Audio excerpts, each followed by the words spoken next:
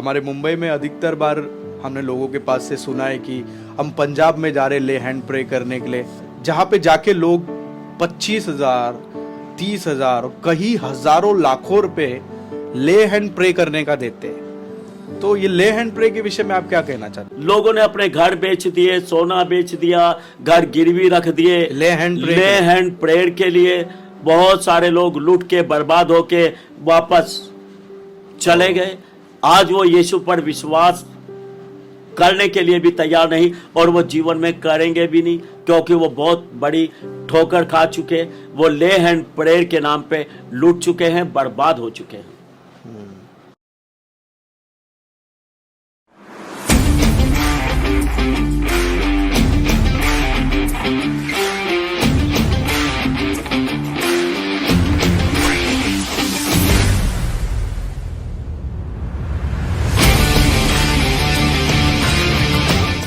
तो अभी आपने जो पास्टर्स का जिक्र किया कि लोग आज यीशु के लिए नहीं, पास्टर्स के लिए चर्च में जा रहे हैं। हाँ, तो इसका फायदा आज के तारीख में कई सारे पादरी, कई सारे पास्टर्स किस तरीके से उठा रहे?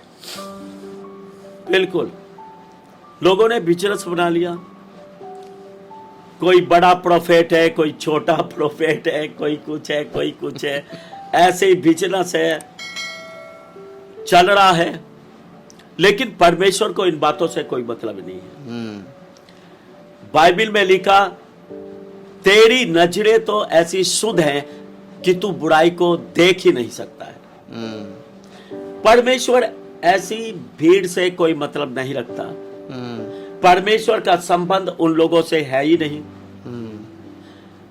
ऐसे तो बहुत सारे बिजनेसमैन चल रहे हैं, बहुत सारे हत्यारे, बेईमान, चोर, लुटेरे भी बढ़ रहे हैं, और परमेश्वर उनको कोई दंड नहीं देता। वो बढ़ रहे हैं, कारण न्याय का दिन निश्चित किया हुआ है। सबका न्याय एक ही दिन होगा। जो सही परमेश्वर का काम करते हैं उनको भी प्रभु इनाम देगा, और जो गलत तरीकों से भीड़ जुटा रहे हैं उनका भी न्याय परमेश्वर करेगा। ये भीड़ बढ़ती जाएगी, ये लोग ऐसे ही बढ़ते जाएंगे, क्योंकि अधर्म बढ़ेगा आखिर में, और नकली असली की पहचान तो लास्ट में जाके होगी। अभी तो ऐसे चलते रहेंगे। तो बिशप जी, हमारे मुंबई से अधिकतर बार लोग पंजाब में स्पेशली पैसे देके ले हैंड प्रे करवाते। हमारे मुंबई में अधिकतर बार हमने लोगों के पास से सुना है कि हम पंजाब में जा रहे ले हैंड प्रे करने के लिए, जहाँ पे जाके लोग 25,000, 30,000, कई हजारों लाखों रुपए ले हैंड प्रे करने का देते हैं। तो ये ले हैंड प्रे के विषय में आप क्या कहना चाहते हैं? एक्चुअली ले हैंड प्रेयर क्या है? वचन में लिखा है कि विश्वास करने वालों के ये चिन्ह होंगे कि वो बीमारों पर हाथ रखेंगे और बीमार चंगे हो जाएंगे। किसी के ऊपर जब एक विश्वासी हाथ रखकर प्रार्थना करता है तो उसको ले हैंड प्रेयर कहते हैं, हाथ रखकर प्रार्थना करना। अंग्रेजी में बोल दिया ले हैंड प्रेयर। अब बहुत सारे अनपढ़ लोग हैं, वो सोचते ले हैंड प्रेयर कुछ अलग ही है। ले हैंड प्रेयर का मतलब हाथ रखकर प्रार्थना करना, और वचन बोलता है ये विश्वासी भी कर सकता है। लिखा, विश्वासियों के ये चिन्ह होंगे कि वो हाथ रखकर प्रार्थना करेंगे, मतलब वो ले हैंड प्रेयर करेंगे और बीमार चंगे हो जाएंगे। तो ले हैंड कोई बहुत बड़ी बात नहीं है, या कोई बहुत बड़ा प्रोफेट ही कर सकता है। ले हैंड प्रेयर एक विश्वासी भी कर सकता है, जो विश्वास करता है यीशु उद्धार करता परमेश्वर है, वो हाथ रखेगा और बीमार चंगे हो जाएंगे। और लोग सोचते हैं कि ये बहुत ही अलग होता है। ये एक विश्वासी भी कर सकता है, एक पास्टर भी करता है, एक प्रोफेट भी करता है। तो ये साधारण सी बात है, लेकिन लोगों का जब बेवकूफ बनाना होता है, हम एक छोटी सी बात से बेवकूफ बना सकते हैं। और भारत के अंदर लोगों को बेवकूफ बनाना बहुत आसान है। दिस इज वेरी इजी, बहुत आसान है, और बन रहे लोगों ने अपने घर बेच दिए, सोना बेच दिया, घर गिरवी रख दिए ले हैंड प्रेयर के लिए। बहुत सारे लोग लूट के बर्बाद होके वापस चले गए। आज वो यीशु पर विश्वास करने के लिए भी तैयार नहीं, और वो जीवन में करेंगे भी नहीं, क्योंकि वो बहुत बड़ी ठोकर खा चुके, वो ले हैंड प्रेयर के नाम पे लूट चुके हैं, बर्बाद हो चुके हैं। तो आप लोगों को इस बात से क्या मैसेज देना चाहते हो? कैसे यही सावधान? मैसेज देना चाहता हूं कि आप किसी भी एक अच्छे परमेश्वर के दास से सिर पर हाथ रखकर प्रार्थना करा सकते हैं, और चंगा करने वाला परमेश्वर है। जब आप विश्वास करेंगे और प्रार्थना करने वाला भी विश्वास करेगा तो परमेश्वर चंगा करेगा। इसके लिए 20, 30, 50 हजार, लाख, 1.5 लाख रुपया देने की कोई जरूरत नहीं, क्योंकि यीशु मसीह रिश्वतखोर नहीं, यीशु मसीह वो परमेश्वर नहीं है जो पैसे लेके चंगा करेगा। और अगर प्रभु भी, परमेश्वर भी पैसे लेके चंगा करेगा तो फिर हम कहाँ जाएंगे? फिर तो हमारे लिए कोई रास्ता नहीं, अगर परमेश्वर भी पैसे लेके चंगा करेगा तो। एक्चुअली परमेश्वर का दास चाहे प्रॉफिट है, चाहे एवेंजलिस्ट है, चाहे पास्टर है, अगर वो ले हैंड प्रे करता है, अगर सामने वाले के अंदर विश्वास ही नहीं है तो कार्य होना नामुमकिन है। हाँ, होगा ही नहीं, होगा ही नहीं। लोगों ने ये दिमाग में फिट किया है कि हम पर्टिकुलर जगह पे जाएंगे, पर्टिकुलर व्यक्ति के पास जाएंगे तो ही हमें चंगाई मिलेगी। तो लोग ये भूल जाते हैं कि उसके हाथ रखने से चंगाई नहीं हो रही, तुम वो विश्वास लेकर जा रहे हो। क्या मैं सही हूँ? बिल्कुल, ये विश्वास कि यीशु मुझे चंगा करेगा, यही विश्वास लोगों को चंगा करता है। कोई मनुष्य उनको चंगा करेगा, ये विश्वास लेके जाएंगे, इस विश्वास से कुछ होने वाला नहीं है। तो मैं विश्वास करता हूँ कि जितने भी लोग ये बातों को सुन रहे हैं, बिल्कुल, उनके जीवन में परमेश्वर कार्य करेंगे। और मैं अपने इस शो के माध्यम से इतना ही लोगों से कहना चाहूँगा कि कहीं पर भी जाके धोखा मत खाओ।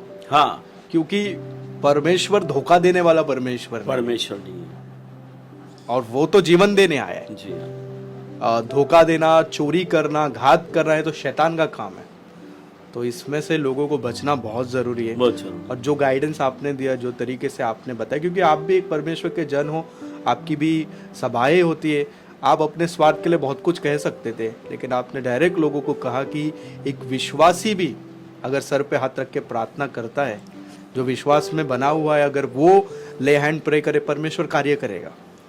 तो लोगों को उसके लिए कोई पैसे देकर कर्जा लेना, ये सब बेवकूफ़ी वाली बात है। तो आपने जो बताया, मैं आशा करता हूँ कि लोगों के लिए ये बहुत ही उपयोगी होगा।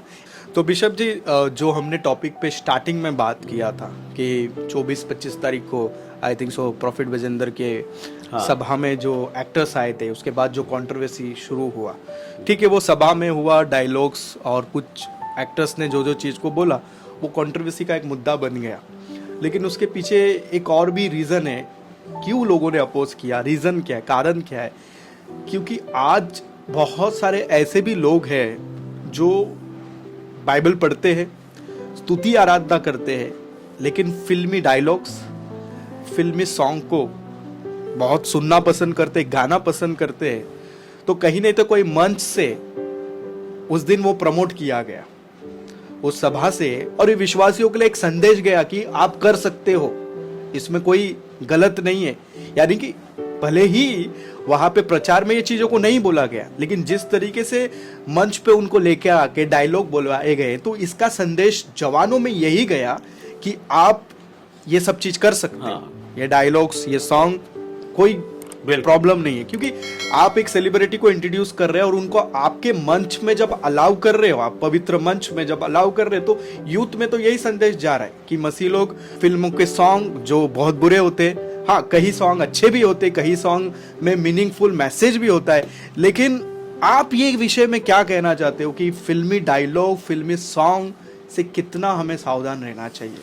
देखो, मैं एक बात क्लियर बोलता हूँ। एक्चुअली मैं हर बात को बहुत स्पष्ट तरीके से और क्लियर बोलता हूँ। बॉलीवुड पूरा शैतान की ओर से है, बॉलीवुड परमेश्वर की ओर से नहीं है, वो उद्धार पाए हुए लोग नहीं है। बॉलीवुड बिल्कुल शैतान की ओर से है, उसका रचा हुआ बरसों पुराना एक बहुत बड़ा खेल है। लोगों को अपनी तरफ आकर्षित करे, परमेश्वर से दूर करे। दूसरी बात, मनुष्य परमेश्वर की महिमा के लिए रचा गया है। वो अपने गीतों से परमेश्वर की महिमा करे।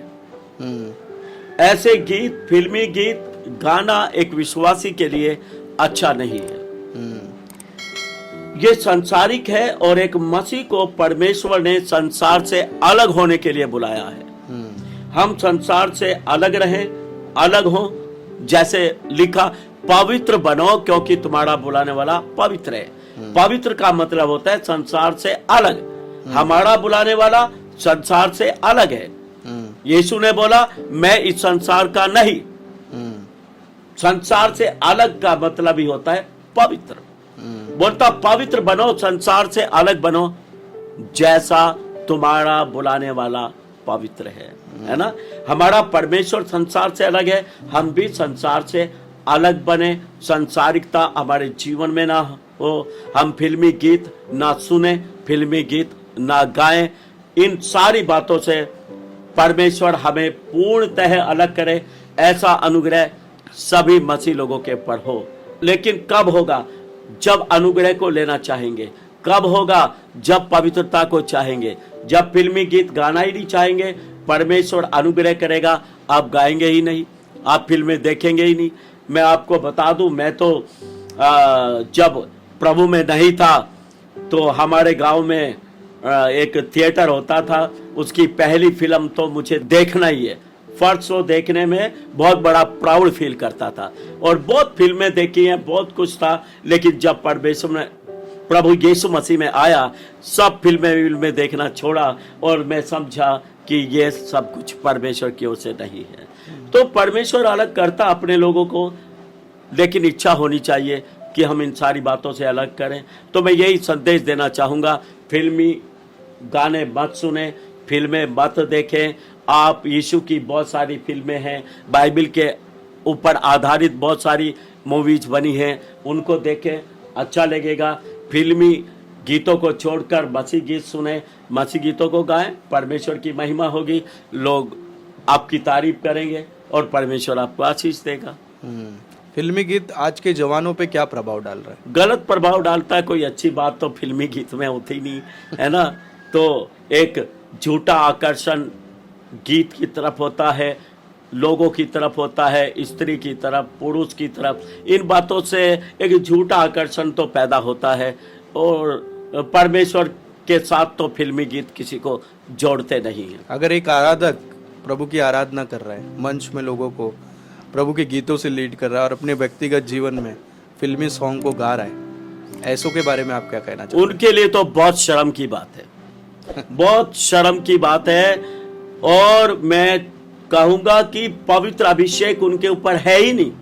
अगर पवित्र अभिषेक होता तो वो फिल्मी गीतों को ना गाते।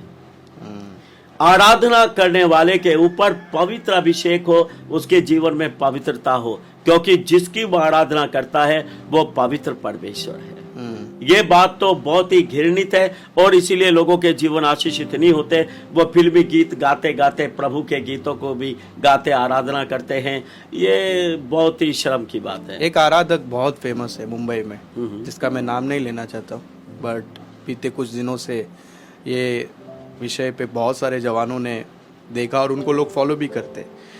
फिल्मी गीतों को लेकर उसका वर्डिंग चेंज करना, उसका धुन वही रखना, लेकिन वो धुन को यीशु मसीह के गीत में कन्वर्ट करना, और कई सारे जवान अट्रैक्ट होके उसको फॉलो भी कर रहे हैं। जैसा एक गीत है, बहुत ही पॉपुलर गीत है, आंखों में आके तेरी, बाहों में बाहों तेरी, मुझे गीत भी नहीं पता है लेकिन बाहों में बाहें तेरी। हाँ तो ये गीत को लेकर उसमें यीशु का नाम डालना, क्योंकि जो सिंगर ने जब गीत को गाया तो वो कहीं न तो कोई लड़की के लिए गाया है और उसको चेंज करके यीशु का डाल देना। क्या कहना चाहते हो इस बारे में? एक्चुअली वो दोनों फीलिंग ले रहा है ना, लड़की वाली भी फीलिंग ले रहा है और वो फीलिंग ले रहा है कि परमेश्वर के लिए भी गा रहा हूं, जबकि संसार और परमेश्वर दोनों अलग अलग है। आप एक साथ दोनों के साथ नहीं चल सकते। या तो आप संसार के साथ चलें या परमेश्वर के साथ। ये उस गाने वाले की भूल है कि उस गीत से परमेश्वर की महिमा हो रही होगी, ये उसकी भूल है, गलतफहमी है। ऐसे गीतों से परमेश्वर की महिमा कभी भी नहीं होती है। तो शैतान ऐसे उलझाता है। अब लोगों के पास मसीह के लिए जब शब्द लिखे ही नहीं जाएंगे, मसीह के लिए गीत लिखना मुश्किल हो जाएगा, तो फिर वो तो बॉलीवुड में जाएंगे, वहां से गाने चुराएंगे, यीशु का नाम फिट करेंगे और फिर उसको यीशु के लिए गाएंगे। This is very easy. अब गई तो अगर इस बात को बोलना सही रहेगा कि अगर आपके ऊपर अभिषेक है, आप प्रभु की उपस्थिति में रहते हैं, तो आपको चोरी करने की जरूरत ही नहीं है। हाँ, कि प्रभु चोर तो देता है। शैतान है।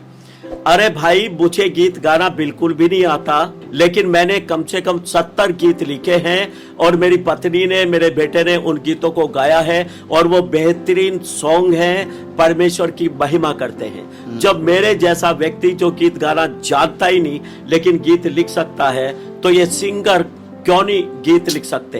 क्यों नहीं प्रभु इनको देगा? पर उसके लिए प्रभु की उपस्थिति में बैठना और प्रभु से लेना, ये उनके लिए बहुत मुश्किल है। लेकिन ये किसी के और के बाहों में बैठे हैं, हाँ, तभी ये आ रहा है। बस। तो इस समय जो भी हमने बातों को सीखा, जाना, मैं आशा करता हूँ कि आज के जवान पीढ़ी के लिए, परमेश्वर के दासों के लिए, और जो जो टॉपिक को इस समय हमने कवर किया, ये मसीह के देह के लिए, मसीह के राज्य के लिए एक उन्नति का कारण बनेगा। बिल्कुल। तो बिशप जी, बहुत ही धन्यवाद, आप हमारे साथ इस पॉडकास्ट में जुड़े। काफ़ी सारे टॉपिक को हमने कवर किया। इस शो के लिए आप कुछ 2 शब्द कह सकते हैं कि आपको कैसे लगा? बिल्कुल, ये आपका एक बहुत अच्छा प्रयास है और बहुत सारी अच्छी और सच्ची बातों को आप लोगों तक इस माध्यम से पहुंचा सकते हैं, और मैं यही दुआ करूंगा कि प्रभु आपके इस प्रयास को बहुत आशीष दे और बहुत सारे लोग आपके साथ जुड़ें और आशीषित हों। Thank you. तो बहुत धन्यवाद, आप हमारे साथ जुड़े। प्रभु आपको आशीष करे। जय मसीह की।